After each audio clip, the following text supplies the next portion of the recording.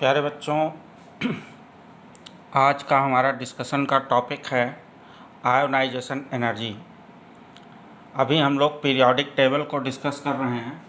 Periodic table में already 5-6 videos में डाल चुका हूं।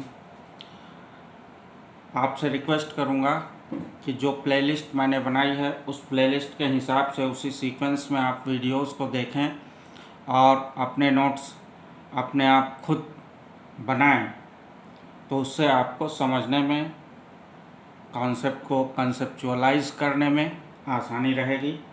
तो चलिए शुरू करते हैं आज का अपना टॉपिक, जो है आयोनाइजेशन एनर्जी। देखिए, आयोनाइजेशन एनर्जी का सबसे पहले डेफिनेशन डिस्कस करते हैं। इसका डेफिनेशन है amount of energy required to remove valence electron of an isolated gaseous neutral atom, यानी किसी आइसोलेटेड गैसियस न्यूट्रल एटम से, आइसोलेटेड गैसियस न्यूट्रल एटम से एक वैलेंस इलेक्ट्रॉन यानी आउटर मोस्ट सेल का जो इलेक्ट्रॉन है उसको निकालने में जो एनर्जी आपको चाहिए उसी को हम आयोनाइजेशन एनर्जी कहते हैं। होता क्या है, सपोज आपके पास ये एक न्यूट्रल एटम है, कोई M मान लिया, ठीक। अब इस M से आप एक इलेक्ट्रॉन निकालना चाहते हैं, तो इलेक्ट्रॉन जाहिर सी बात है कहाँ से निकलेगा, वैलेंस सेल से निकलेगा, क्योंकि वैलेंस सेल न्यूक्लियस से सबसे ज़्यादा दूर होता है। यानी न्यूक्लियस का सबसे कम अट्रैक्शन फोर्स वैलेंस सेल के इलेक्ट्रॉन पर लगता है और उसको निकालना सबसे आसान होता है, ठीक। इसीलिए इसमें डेफिनेशन में आया है टू रिमूव वैलेंस इलेक्ट्रॉन, पहली बात। दूसरी बात, जब इससे इस न्यूट्रल एटम से एक इलेक्ट्रॉन निकल जाएगा, तो पहले ये न्यूट्रल था, इस पोजीशन में जब इससे एक इलेक्ट्रॉन निकल गया, यानी इस न्यूट्रल एटम में अब एक निगेटिव चार्ज कम हो गया। तो जब एक निगेटिव चार्ज कम हो गया तो जो बचेगा उस पर एक यूनिट का पॉजिटिव चार्ज आ जाएगा। इसको उल्टा करके भी आप देख लीजिए, M पॉजिटिव है, पॉजिटिव चार्ज, और ये इलेक्ट्रॉन से अगर जुड़ेगा तो पॉजिटिव और इलेक्ट्रॉन पर एक यूनिट निगेटिव, ये मिलके एक न्यूट्रल एटम बनाएंगे। तो इस तरह से आपकी इक्वेशन बैलेंस्ड है। अब होगा क्या, जब इस न्यूट्रल एटम से आप वैलेंस सेल से इलेक्ट्रॉन निकालने के लिए जाएंगे, तो न्यूक्लियस क्या करेगा, वैलेंस सेल के इलेक्ट्रॉन को अपनी तरफ खींच के रखेगा, क्योंकि न्यूक्लियस पर कैसा चार्ज होता है, पॉजिटिव चार्ज। सपोज ये आपका न्यूक्लियस है, इसके अंदर प्रोटॉन है और ये पॉजिटिवली चार्ज्ड है, क्योंकि इसके अंदर प्रोटॉन है और प्रोटॉन पर पॉजिटिव चार्ज होता है। और इस न्यूक्लियस के चारों तरफ ये आपके सेल्स हैं जिनमें इलेक्ट्रॉन्स भरे हुए हैं। और ये इस तरह से मान लिया, ये तीसरा सेल आपका ये वैलेंस सेल है। अब ये न्यूक्लियस जो कि पॉजिटिवली चार्ज है और ये इलेक्ट्रॉन जो कि निगेटिवली चार्ज है, ये जो आपका न्यूक्लियस है इस इलेक्ट्रॉन को अपनी तरफ खींच के रखेगा, एक अट्रैक्शन फोर्स लगाएगा इस वैलेंस इलेक्ट्रॉन पर। अब अगर आप इस इलेक्ट्रॉन को बाहर खींचना चाहते हैं, अगर आप इस इलेक्ट्रॉन को बाहर खींचना चाहते हैं, तो आपको इस इलेक्ट्रॉन को बाहर निकालने के लिए कुछ ताकत लगानी पड़ेगी, ताकि न्यूक्लियस जो अट्रैक्शन फोर्स अपनी तरफ इस इलेक्ट्रॉन पर लगा रहा है, आप उस अट्रैक्शन फोर्स को ख़त्म कर सकें। बात समझ में आए? सपोज़ करिए आपके घर में मिठाई आई है और आपका छोटा भाई उस मिठाई के डब्बे को पकड़ के बैठा है, आपको मिठाई नहीं दे रहा है। तो अगर आपको मिठाई उससे छीननी है, तो मिठाई का डब्बा आपका वैलेंस इलेक्ट्रॉन मान लीजिए। अब वैलेंस इलेक्ट्रॉन यानी मिठाई के डब्बे को आपको अपने भाई की कैद से आज़ाद कराना है, तो आपको ताकत लगानी पड़ेगी कि नहीं? बिल्कुल उसी तरह से इस न्यूट्रल एटम से अगर हमें वैलेंस इलेक्ट्रॉन निकालना है तो हमें थोड़ा बहुत ताकत लगानी पड़ेगी, और जो ताकत या एनर्जी लगानी पड़ेगी उसी को हम आयोनाइजेशन एनर्जी कहते हैं। इसीलिए डेफिनेशन बनी है amount of energy required to remove valence electron of an isolated gaseous neutral atom। तो जब हमको एनर्जी लगानी पड़ी तो यहाँ हमको थोड़ी एनर्जी देनी पड़ेगी इस साइड, इस एम पर हमें एनर्जी लगानी पड़ी। तो चूंकि हम एनर्जी दे रहे हैं इसलिए ये पूरी प्रोसेस कैसी हो जाएगी, ये पूरी प्रोसेस हमारी हो जाएगी एंडोथर्मिक। जब किसी रिएक्शन में हीट एब्जॉर्ब होती है तो उसको एंडोथर्मिक कहते हैं। जब किसी रिएक्शन में हीट इवॉल्व होती है यानी बाहर निकलती है तो उसे एक्सोथर्मिक रिएक्शन कहते हैं। अब जब ये रिएक्शन एंडोथर्मिक हो गई, यहाँ पर एनर्जी एब्जॉर्ब हो गई, तो हुआ क्या, इस पूरे सिस्टम ने एनर्जी को एब्जॉर्ब किया है, यानी इस पूरे सिस्टम का एंथैल्पी बढ़ गया है। डरिए नहीं, एंथैल्पी या एनर्जी के बारे में बहुत तगड़ा डिस्कशन आप इसी क्लास में थर्मोडायनेमिक्स का चैप्टर है उसमें करेंगे। देखिए ये पूरा सिस्टम है था एक एम, इसने इस एनर्जी को एब्जॉर्ब किया और नतीजे में ये इलेक्ट्रॉन निकल गया। अब जब इस पूरे सिस्टम ने एनर्जी को एब्जॉर्ब किया है यानी सिस्टम की एंथैल्पी कुछ बढ़ी होगी। तो यहाँ पर इसी इक्वेशन को हम इस तरह से भी लिख सकते हैं कि m is equal to E plus M positive, और जो रिएक्शन का एंथैल्पी है डेल्टा एच, ये कैसी वैल्यू आएगी, एक पॉजिटिव वैल्यू आएगी क्योंकि सिस्टम ने एनर्जी को गेन किया है, सिस्टम की एंथैल्पी बढ़ी है। बात समझ में आई। अब ये जो एनर्जी लगी है इसी एनर्जी को हम IE या आयोनाइजेशन एनर्जी कहते हैं। अब आ जाते हैं इस आयोनाइजेशन एनर्जी की यूनिट पर कि इसका यूनिट क्या होता है।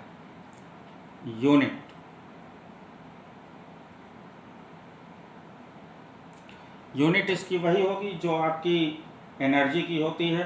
तो यूनिट जनरली इसका होता है electron volt per atom, electron volt per atom. और कैलकुलेशन के लिए आप नोट कर लीजिए यहीं पर 1 electron volt is equal to 1.6 into 10⁻⁻19 joule, या 1 electron volt per atom is equal to 96 kilo joule per mole. Clear है कॉन्सेप्ट, आगे बढ़ा जाए। तो अब नेक्स्ट जो आता है, क्या एक इलेक्ट्रॉन निकलने के बाद ये प्रोसेस बंद हो जाएगी? जी नहीं, इलेक्ट्रॉन बाद में भी निकल सकता है। तो जब बाद में निकलेगा तब उसको हम बोलते हैं सक्सेसिव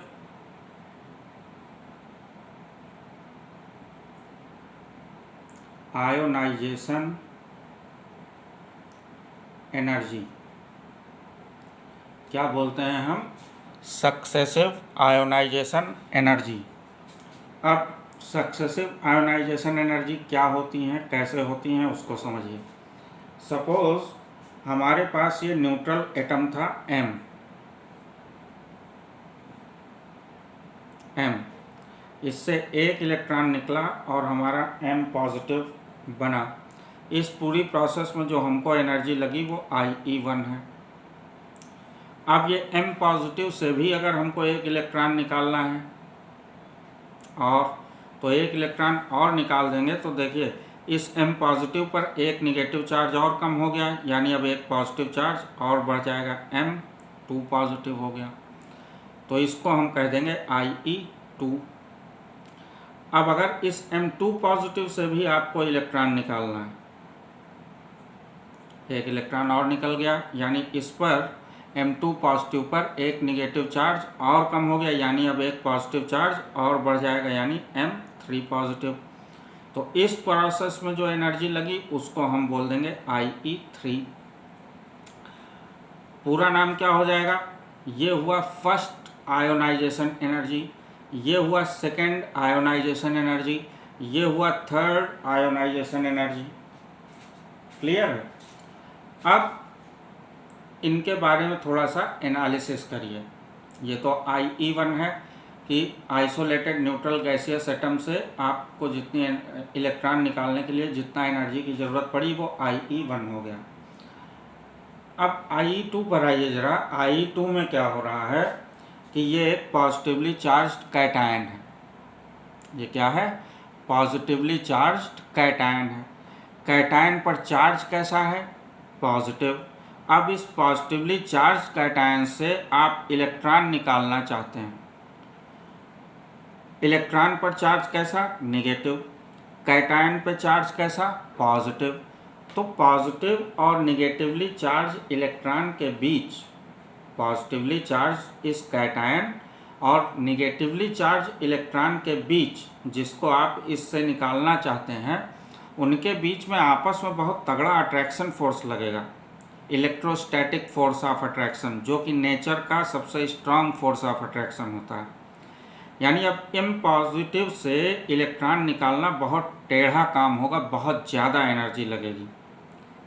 ज़्यादा एनर्जी लगेगी मतलब IE2 की वैल्यू आपकी बहुत ज़्यादा आएगी। यानी हम कह सकते हैं IE2 is greater than IE1। बात समझ में आई?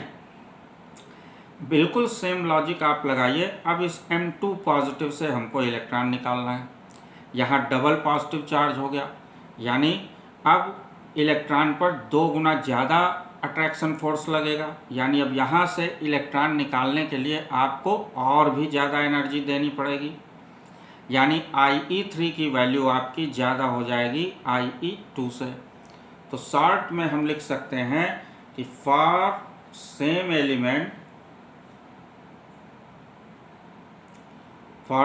एलिमेंट जो थर्ड आयोनाइजेशन एनर्जी है that is greater than second ionization energy greater than first ionization energy.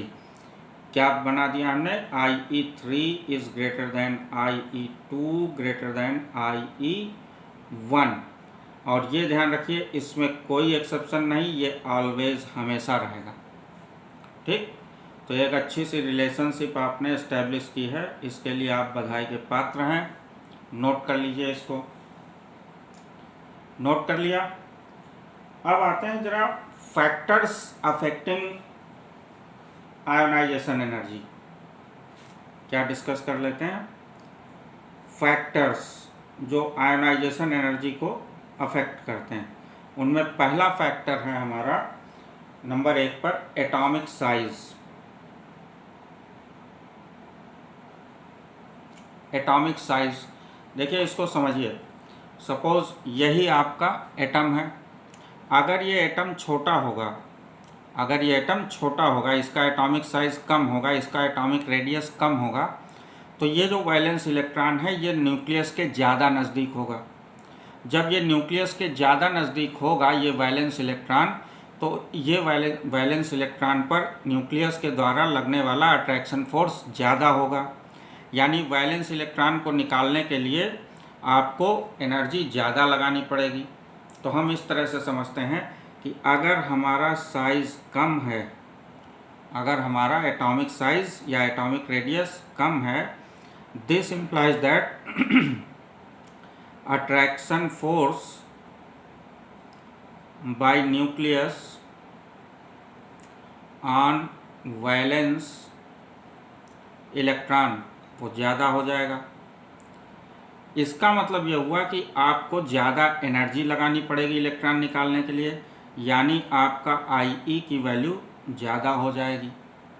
और जब IE की वैल्यू ज़्यादा हो गई तो साइज़ कम IE ज़्यादा।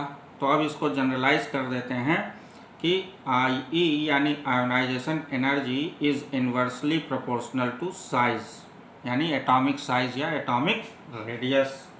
लॉजिक समझ में आया? चलिए नोट कर लीजिए।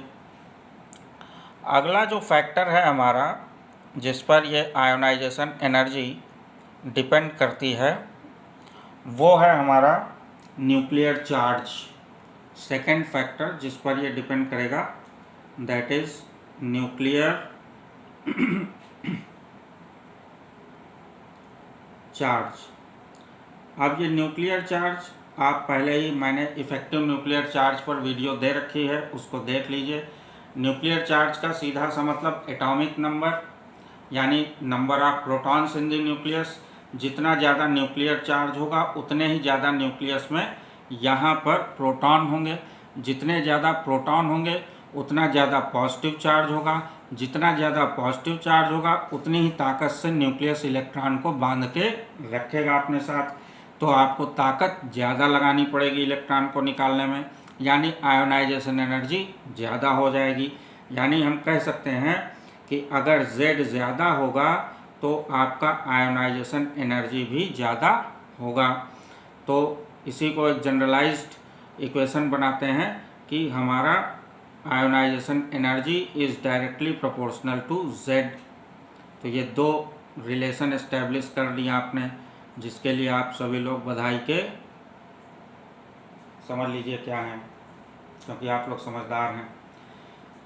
थर्ड चीज़ जिस पर आपका आयोनाइजेशन एनर्जी डिपेंड करता है वो है आपका इलेक्ट्रॉनिक कॉन्फ़िगरेशन।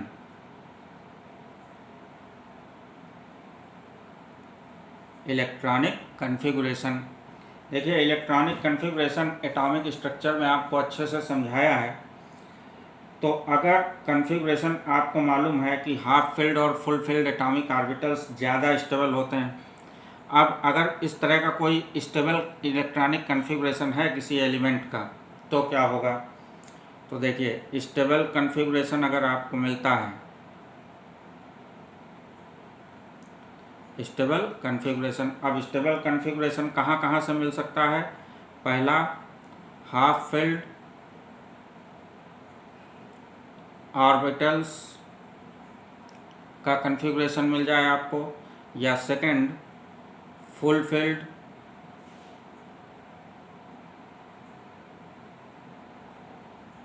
ऑर्बिटल्स का केस मिले। तो ये दोनों स्टेबल कॉन्फ़िगरेशन होते हैं।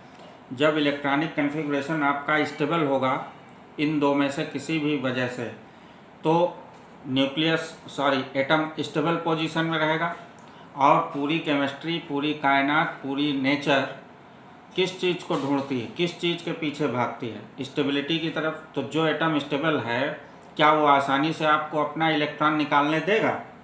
बिल्कुल नहीं देगा। कोई भी एटम नेचर में अपनी स्टेबिलिटी को छोड़ना नहीं चाहता है, और जब वो छोड़ना नहीं चाहता है इसका मतलब आपको ताकत ज़्यादा लगानी पड़ेगी, एनर्जी ज़्यादा लगेगी, यानी आयोनाइजेशन एनर्जी आपकी बढ़ जाएगी। बात समझ में आई? तो ये तीन फैक्टर आपने डिस्कस कर लिए, नोट कर लीजिए। तो फिर आगे का डिस्कशन करें। स्क्रीनशॉट ले लीजिए, मैं 3 तक गिनता हूँ, 1 2 3। चलिए आगे बढ़ते हैं। नेक्स्ट फैक्टर जो है आयोनाइजेशन एनर्जी में, वो फैक्टर है आपका penetration effect. Fourth is penetration effect. Penetration effect क्या है, क्यों है, कैसे है, इस पर भी एक वीडियो इसी चैप्टर में मैंने डाल रखा है, उसको देख लीजिए। इसीलिए मैं बोल रहा हूँ वीडियोस को एक सीक्वेंस में देखते हुए आएंगे तो आपको बहुत अच्छे से कॉन्सेप्ट समझ में आएगा। देखिए पेनिट्रेशन इफेक्ट का सीधा सा मतलब है डिफ्यूजिबिलिटी ऑफ ऑर्बिटल्स, या बहुत साधारण भाषा में कहें तो न्यूक्लियस से क्लोजनेस। अब न्यूक्लियस से क्लोजनेस ऑर्बिटल्स या सबसेल का कैसे रहता है कि S greater than P greater than D greater than F, यानी S ऑर्बिटल्स न्यूक्लियस के सबसे करीब हैं और F ऑर्बिटल्स न्यूक्लियस के सबसे दूर हैं। अब सपोज आपका वैलेंस इलेक्ट्रॉन अगर S सबसेल में या S ऑर्बिटल में है तो वो न्यूक्लियस से ज़्यादा करीब है, तो वो न्यूक्लियस का अट्रैक्शन फोर्स ज़्यादा महसूस करेगा, यानी S के इलेक्ट्रॉन को निकालने में आपको एनर्जी ज़्यादा लगेगी और आयोनाइजेशन एनर्जी आपकी बढ़ जाएगी। बात समझ में आई? वहीं अगर कोई इलेक्ट्रॉन F सबसेल में है, वैलेंस इलेक्ट्रॉन जो आप निकालना चाहते हैं, तो F सबसेल न्यूक्लियस से बहुत दूर है, यानी न्यूक्लियस का अट्रैक्शन फोर्स F ऑर्बिटल के इलेक्ट्रॉन पर बहुत कम लगेगा, यानी वहाँ से इलेक्ट्रॉन को निकालना आपके लिए आसान हो जाएगा। तो F सबसेल या F ऑर्बिटल में जब इलेक्ट्रॉन होगा तो आपकी आयोनाइजेशन एनर्जी कम हो जाएगी। तो ये कुछ फैक्टर्स हैं जिन पर आयोनाइजेशन एनर्जी डिपेंड करती है। अब आइए डिस्कस करते हैं वेरिएशन इसका कैसे होता है पीरियोडिक टेबल में। वेरिएशन इन पीरियोडिक टेबल, ये शॉर्ट में लिखा है पीटी, मतलब पीरियोडिक टेबल। देखिए पीरियोडिक टेबल में पीरियड्स हैं और ग्रुप्स हैं, तो दोनों में अलग अलग डिस्कस करते हैं। पहला along ए पीरियड, देखिए along ए पीरियड जब आप मूव करते हैं किसी भी पीरियड में, पीरियोडिक टेबल में जब आप लेफ़्ट टू राइट मूव करते हैं, देखिए एक और रिक्वेस्ट मैं फिर करूंगा इस वीडियो में भी कि जब आप ये चैप्टर पढ़ रहे हैं तो आपकी बुक में कहीं पर भी देखिए एक पीरियोडिक टेबल बनी होगी, उसको अपने सामने खोल कर रखिए, तो उससे आपको समझने में थोड़ा आसानी रहेगी।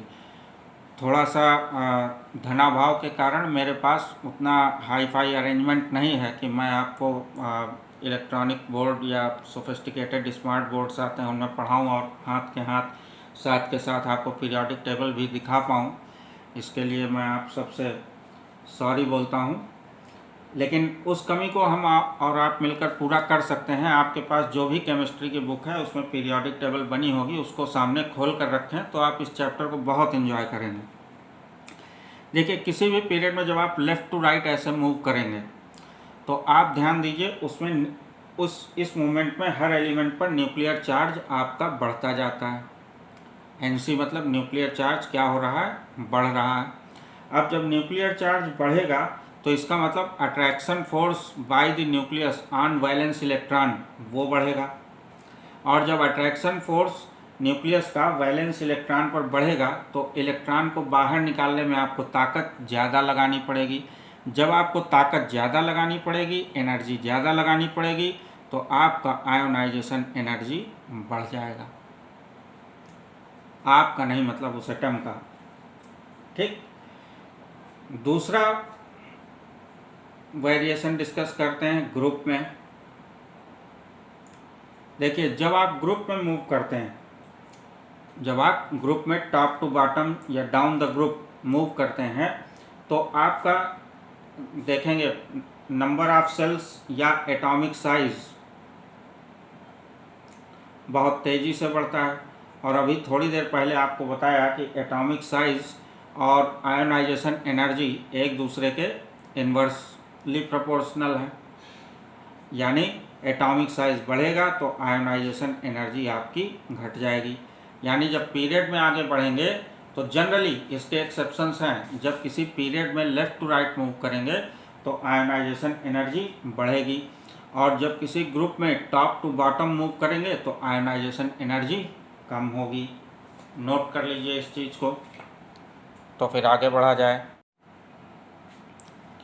तो इस तरह से हमने आयोनाइजेशन एनर्जी या आयोनाइजेशन पोटेंशियल का पीरियोडिक टेबल में ट्रेंड समझ लिया है कि जब किसी पीरियड में हम लेफ़्ट टू राइट मूव करेंगे तो आयोनाइजेशन एनर्जी बढ़ेगी, और जब किसी ग्रुप में टॉप टू बॉटम यानी ऊपर से नीचे हम मूव करेंगे तो आयोनाइजेशन एनर्जी हमारी कम होगी।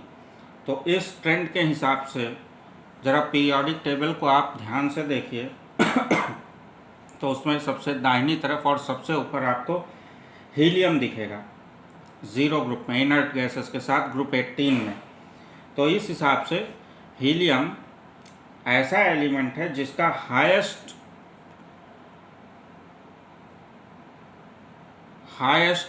IE है पूरे पीरियोडिक टेबल में, यानी हाईएस्ट आयोनाइजेशन एनर्जी। वहीं फर्स्ट ग्रुप में आपका सीजियम सबसे नीचे है, तो सीजियम हैज़ लोएस्ट IE। ये दो फैक्ट्स आप अच्छे से नोट कर लीजिए, ठीक। अब आते हैं, ये जो हमने ट्रेंड डिस्कस किया है पीरियोडिक टेबल में, इसके बहुत सारे एक्सेप्शंस हैं।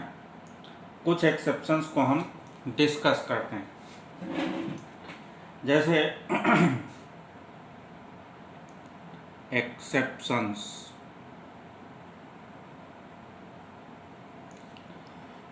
सबसे पहला एक्सेप्शन हमारा सेकंड पीरियड में ही है। कहाँ पर? सेकंड पीरियड में। सेकेंड पीरियड में आप देखेंगे lithium, beryllium, boron, carbon, nitrogen, oxygen, fluorine और नियॉन, ये एलिमेंट्स हैं। ज़रा जो पीरियोडिक टेबल आपने खोल रखी है उसमें सेकेंड पीरियड को ध्यान से देखिए। तो अगर हम इस ट्रेंड पर चलें पीरियड वाले में, तो हमारा जो एक्सपेक्टेड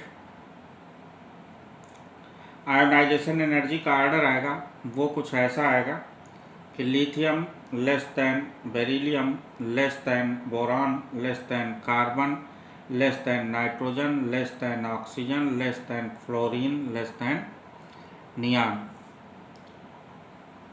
ठीक, यानी हमारा लिथियम का सबसे कम और नियॉन का सबसे ज़्यादा। लेकिन जो रियलिटी में हमको मिला ये तो एक्सपेक्टेड था, और हमारा रियलिटी क्या था?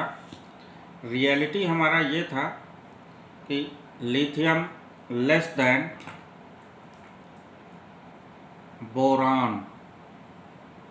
देखिए एक्सेप्शंस को रेड पेन से लिख रहा हूँ ताकि आप थोड़ा सा ध्यान दें उस पर। Boron less than beryllium less than carbon less than oxygen आ गया, नाइट्रोजन नहीं है। ऑक्सीजन के बाद आपका आ रहा है नाइट्रोजन। इस पर आप अच्छे से ध्यान दें। फिर less than fluorine less than neon. यहाँ नियॉन को भी आप जरा रेड कलर से कर लें। ठीक, तो ये दो एक्सेप्शंस, एक ये और ये नियॉन इनर्ट गैस। अब सवाल यह है कि बोरान का कम कैसे हो गया बेरिलियम से आयोनाइजेशन एनर्जी? एक्सपेक्टेड ऑर्डर तो हमारा ये होना चाहिए था कि बेरिलियम का आयोनाइजेशन एनर्जी कम होना चाहिए था बोरान से, लेकिन यहाँ उल्टा हो गया। बोरान का आयोनाइजेशन एनर्जी बेरिलियम से कम। वहीं एक्सपेक्टेड ये था कि नाइट्रोजन का ऑक्सीजन से कम होना चाहिए था, लेकिन यहाँ नाइट्रोजन का उल्टा बोल गया, नाइट्रोजन का कम होना चाहिए था, लेकिन यहाँ नाइट्रोजन का बढ़ गया है ऑक्सीजन से। तो ऐसा क्यों हुआ? ज़रा इसको अलग अलग डिस्कस करते हैं। बेरिलियम, बोरान और ऑक्सीजन एंड नाइट्रोजन, ये दो ग्रुप बने। अगर इसमें देखें आप तो ये जो आपका बोरान है या ये जो आपका नाइट्रोजन है, इन सब में आपके स्टेबल इलेक्ट्रॉनिक कन्फिगुरेशन मिलते हैं। कैसे? देखिए बोरान का एटॉमिक नंबर 5, यानी इसका इलेक्ट्रॉनिक कन्फिगुरेशन होगा 1s2 2s2 और 2p1। ठीक, वहीं अगर नाइट्रोजन की बात करें तो नाइट्रोजन का 7, तो 7 पर ये हो जाएगा 1s2 2s2 2p3। अब ये 2p3 को अगर आप बनाएंगे तो p में आपके 3 ऑर्बिटल, तो ये इस तरह का एक हाफ फील्ड अरेंजमेंट मिलेगा नाइट्रोजन में, जो कि एक स्टेबल कॉन्फ़िगरेशन है। इसी तरह से आपको बेरिलियम के केस में, यहाँ बेरिलियम के केस में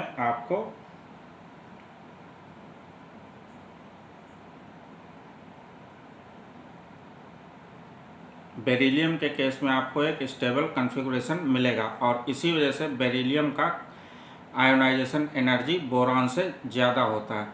और नाइट्रोजन में भी आपको स्टेबल कॉन्फ़िगरेशन मिलता है, इसीलिए नाइट्रोजन का आयोनाइजेशन एनर्जी ऑक्सीजन से ज़्यादा होता है। और नियॉन का सबसे ज़्यादा होता है क्योंकि इसमें completely field stable configuration electrons का मिलता है। ठीक, तो होपफुली आप इस चीज़ को समझ पाए होंगे। इसी तरह से और भी आपके एक्सेप्शंस हैं या ग्रुप एक्सेप्शंस हैं। जैसे ग्रुप 13 को अगर आप ध्यान से देखें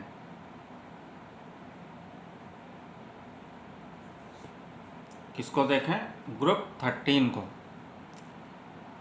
तो ग्रुप 13 में आपके कौन कौन से एलिमेंट्स हैं?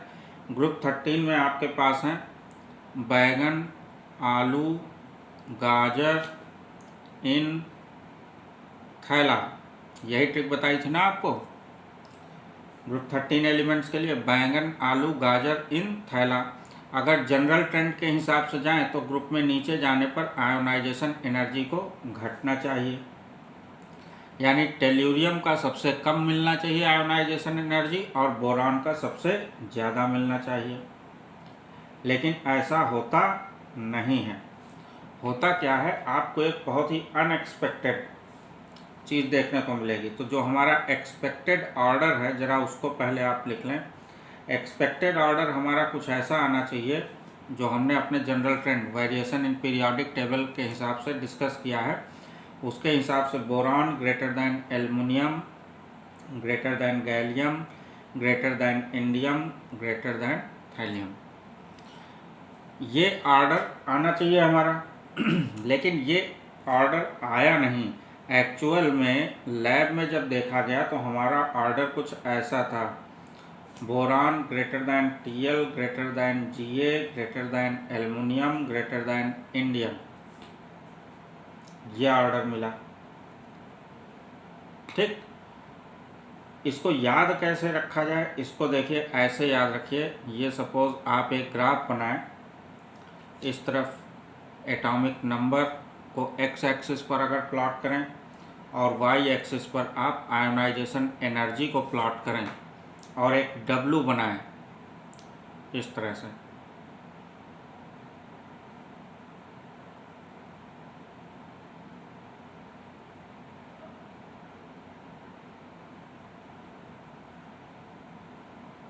इस डब्लू में हमको ये पांचों एलिमेंट्स फिट करने हैं। तो कौन कौन होगा इसमें?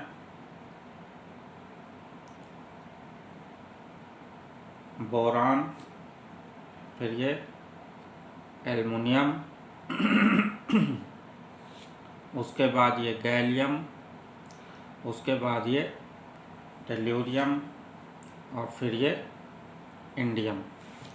यानी सबसे ज़्यादा आपका बोरान का आयोनाइजेशन एनर्जी, उसके बाद टेल्यूरियम का आयोनाइजेशन एनर्जी, फिर गैलियम का आयोनाइजेशन एनर्जी, उसके बाद आपका एल्युमिनियम का आयोनाइजेशन एनर्जी और फिर इंडियम का। ये थोड़ा और नीचे बनाइए इस जगह।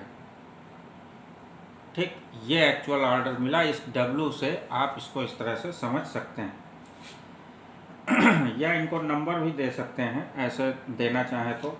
सपोज़ इसको 1 नंबर दे दीजिए, हैं, इसको 2 नंबर दे दीजिए, इसको 3 नंबर दे दीजिए, इसको 4 नंबर दे दीजिए, इसको 5 नंबर दे दीजिए।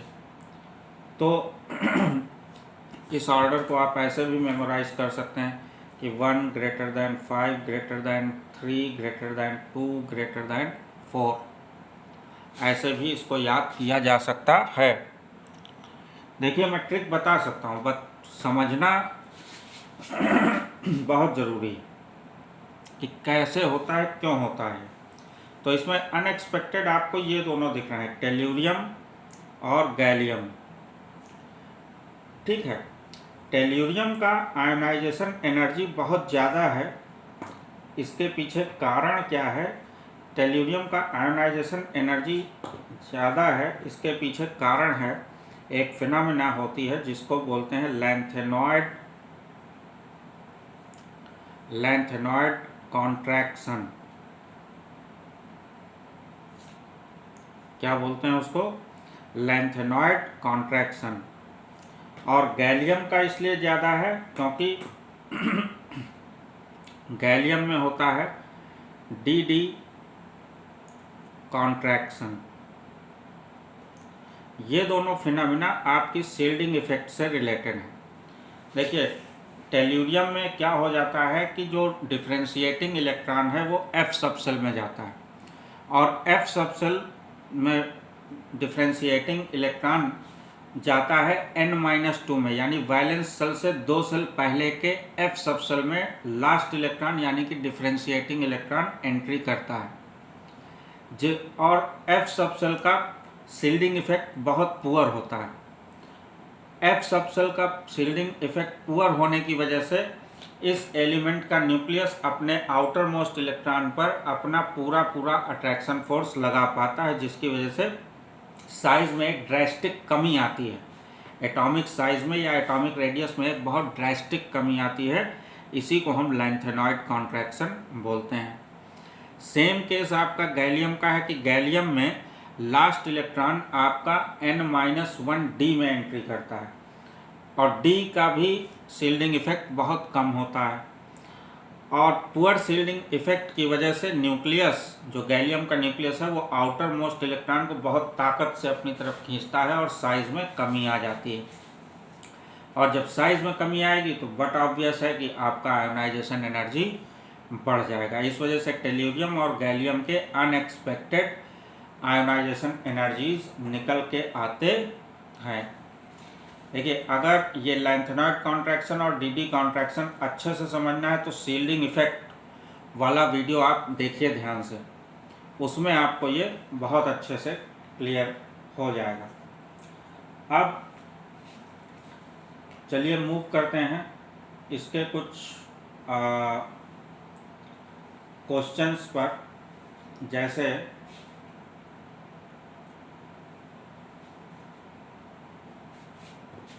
पहले इसको नोट कर लीजिए। नोट कर लिया? चलिए आगे बढ़ते हैं।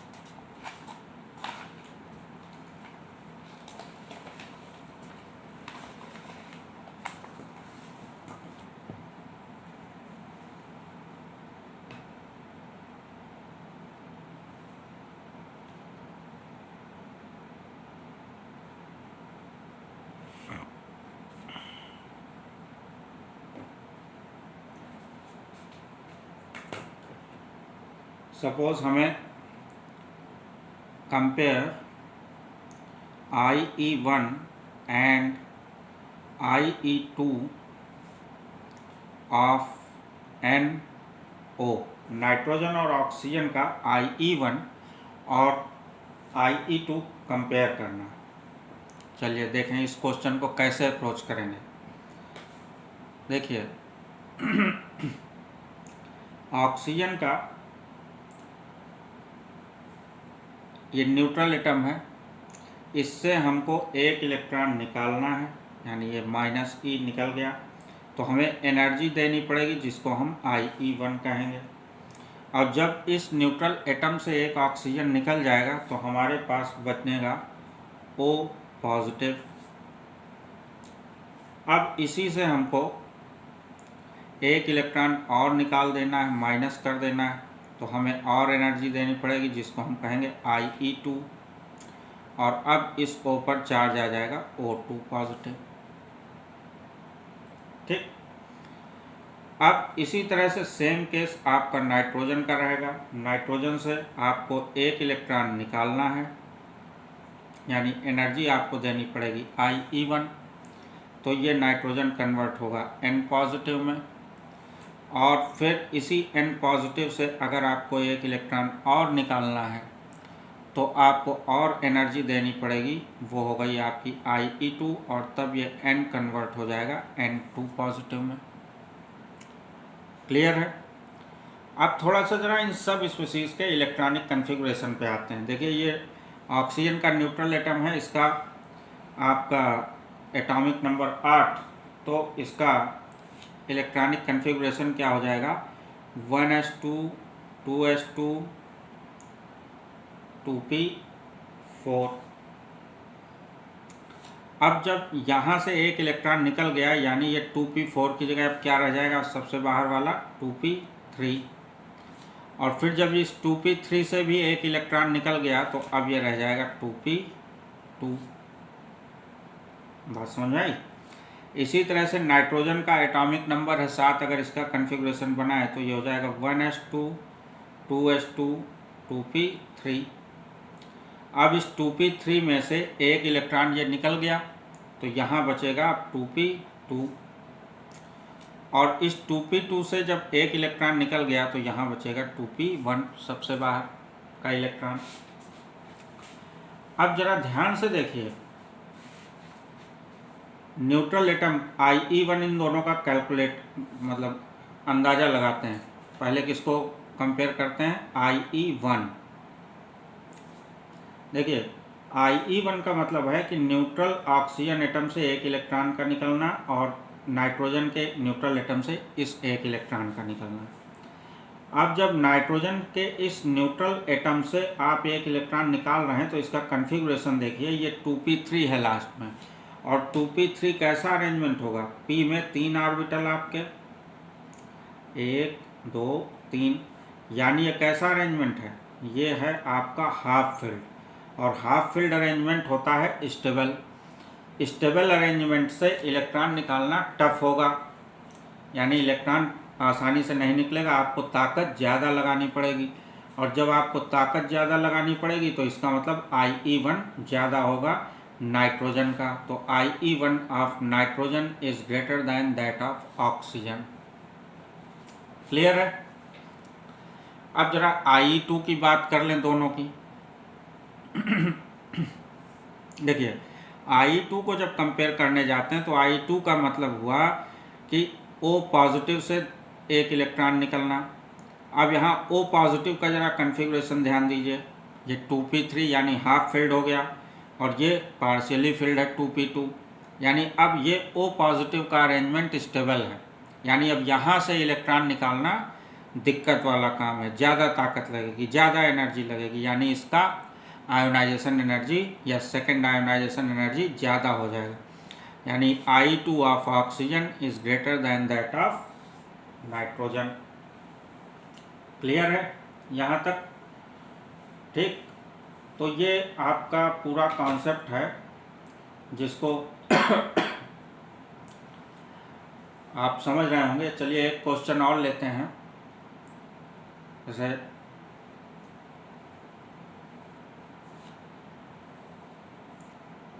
एक क्वेश्चन और लेते हैं। सपोज आपके पास आ जाए, compare IE of N positive and N2 positive. ये क्वेश्चन आया हुआ है आपका नीट में, शायद 2016 या 17 का क्वेश्चन है ये। Compare the ionization energy of nitrogen positive and nitrogen 2 positive. कैसे अप्रोच करेंगे इसको? देखिए सपोज नाइट्रोजन का ये न्यूट्रल एटम है, इससे आप एक इलेक्ट्रॉन निकाल देंगे, आपका बन जाएगा N पॉजिटिव। ये हुआ इसका IE1। अब इस N पॉजिटिव से एक इलेक्ट्रॉन निकाल दीजिए तो ये बन जाएगा N2 पॉजिटिव। ये हो गया IE2। अब इस N2 पॉजिटिव से भी अगर जब एक इलेक्ट्रॉन निकालेंगे तो ये बन जाएगा आपका N3 पॉजिटिव, और ये हो जाएगा IE3। अब देखिए एलिमेंट सेम है, तो कॉन्सेप्ट हमने क्या बताया था? सेम एलिमेंट के लिए first ionization energy is always greater than second ionization energy is always greater than third ionization energy, यानी IE1 greater than IE2 greater then IE3। तो देखिए किस तरह से आपने कंपटीशन में आए हुए सवाल को बना लिया है। तो इस तरह से होपफुली बच्चों आपको मैं आयोनाइजेशन पोटेंशियल या आयोनाइजेशन एनर्जी का कॉन्सेप्ट अच्छे से समझा पाया होऊंगा। फिर से रिक्वेस्ट करूंगा, पीरियोडिक टेबल चैप्टर को पढ़ते हुए आप अपने पास पीरियोडिक टेबल अगर बड़े से कैलेंडर फॉर्म में है तो रखें तो ज़्यादा अच्छा है, अगर नहीं है तो आपके पास जो भी बुक है उसको ज़रूर रखें, ताकि आप कॉन्सेप्ट्स को अच्छे से समझ पाएँ। और सारे वीडियोस को प्लेलिस्ट के सीक्वेंस के हिसाब से देखें तो आपको कॉन्सेप्ट समझने में आसानी होगी। और आप लोगों से रिक्वेस्ट है कि आप लोग इस वीडियोस को, अगर आपको फ़ायदा पहुंच रहा है, अगर आपको लगता है कि ये वीडियोस आपको हेल्प कर रहे हैं, तो इसे सभी सोशल मीडिया प्लेटफॉर्म्स पर शेयर ज़रूर करें। Thank you very much.